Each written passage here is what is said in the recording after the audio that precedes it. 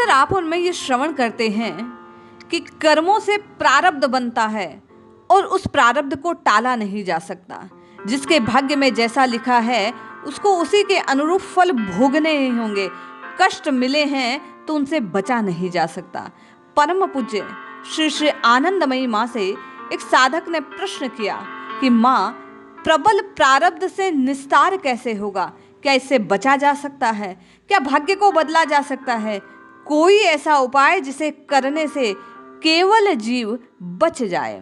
माँ कहती है, नाम जप समस्त साधनों को सुलभ कर देता है। आइए इसे विस्तार से जानते हैं। जय श्री हरि। पूज्य गुरुदेव के चरणों में बारंबार प्रणाम। सभी नामनष्ट साधकों को जय जय श्री सीताराम। आनंदमयी माँ के सम्मुख एक बार विश्वविद्यालय के एक अध्यापक श्रीयुत हरिप्रसन्न मुखोपाध्याय महाशय आए। उन्होंने बैठकर माँ से पूछा कि माँ, अक्सर मैं ये देखता हूँ कि अनिच्छा रहते हुए भी शत्रुओं के वश में हो जाता हूँ। क्या इसका प्रतिकार कर सकता हूँ? माँ कहती है, हाँ, अक्सर मन इच्छा के विरुद्ध रिपुओं के वशीभूत हो जाता है। शत्रु काम, क्रोध, लोभ, मद, मोह के अधीन हो जाता है। इसके प्रतिकार का उपाय है जिससे मन उसके वशीभूत न हो, ऐसी व्यवस्था करनी चाहिए। पर व्याकुल होने पर व्यवस्था और कर्म दोनों होते हैं। हरि बाबू ने कहा, लेकिन भोग करने पर तो सद्भाव और सद्वृत्ति जागृत नहीं होगी माँ। माँ कहती है, बच्चों को जिस प्रकार जबरन पढ़ाते हो उसी प्रकार इस विषय में करना पड़ेगा।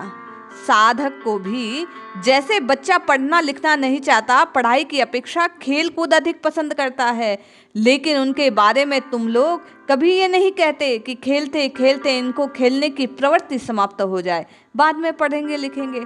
बच्चों में खेलने की इच्छा रहने पर भी जिस प्रकार तुम लोग जबरदस्ती पढ़ाते लिखाते हो, धर्म के बारे में भी यही बात है।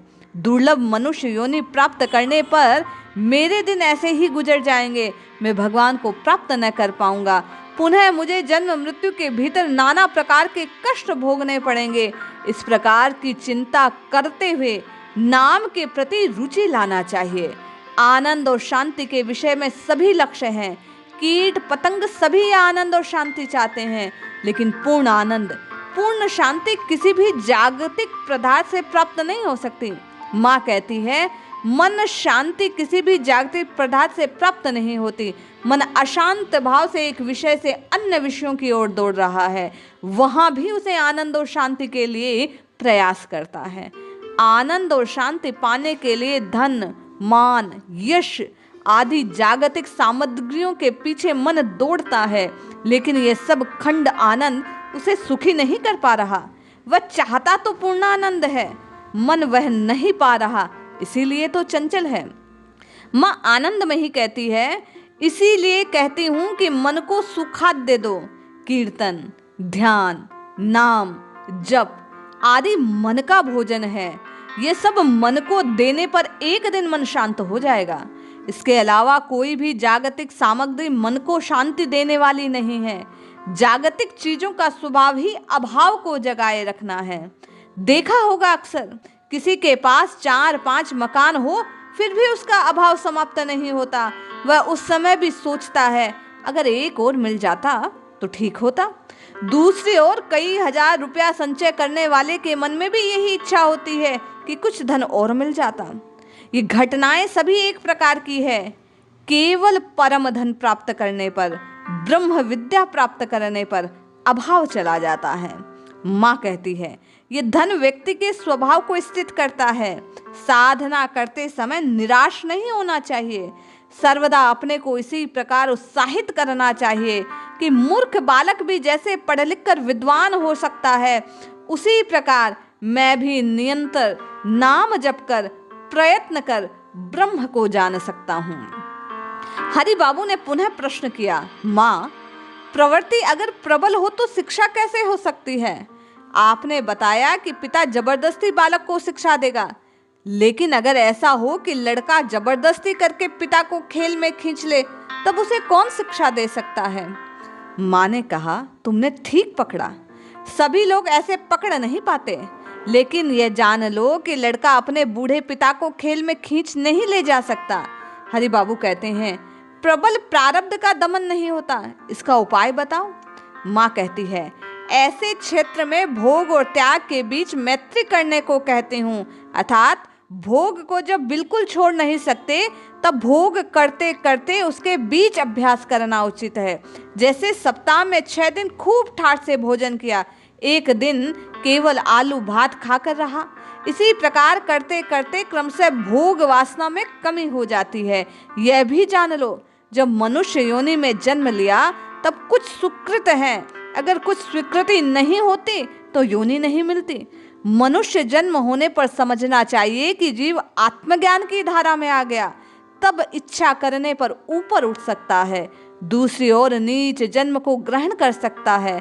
फलतः मनुष्य जन्म प्राप्त करने के बाद कम से कम तपस्या की दृष्टि से कुछ जमरन समय नाम जप में अवश्य लगाना चाहिए।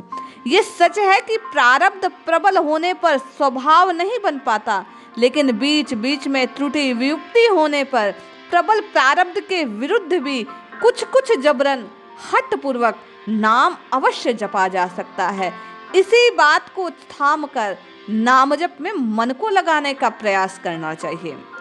माँ कहती है, दूसरी ओर अक्सर अनुपात के रूप में आकर व्यक्ति को सतपथ की ओर चालित करने की चेष्टा करनी चाहिए। यही सत्संग का रूप है। जब भी मन पर प्रभाव डाला जाता है, कुछ लोग जिसे सन्यास कहते हैं, गेरुआ वस्त्र पहनते नहीं होता। सन्यास होता है अपने स्वभाव के गुण से। जैसे पेड़ की जड़ में पानी देने पर फल फूल अपने आप होता है, उसी प्रकार भगवान का नाम लेकर पड़े रहने पर अपने आप सन्यास का भाव जगता है। वास्तविक सन्यास भाव जाग उठने पर देवता भी प्रलोभन देकर सन्यासी को रोक नहीं पाते। इसीलिए माँ कहती है, भगवान का नाम लेते चलो, कुछ नहीं होता, सत्य नहीं है, जीव मात्र के आनंद का खिलौना। ये खंड आनंद से तुष्ट नहीं होता, जिसमें पूर्ण आनंद प्राप्त कर लिया, इसके लिए प्रयत्न करो।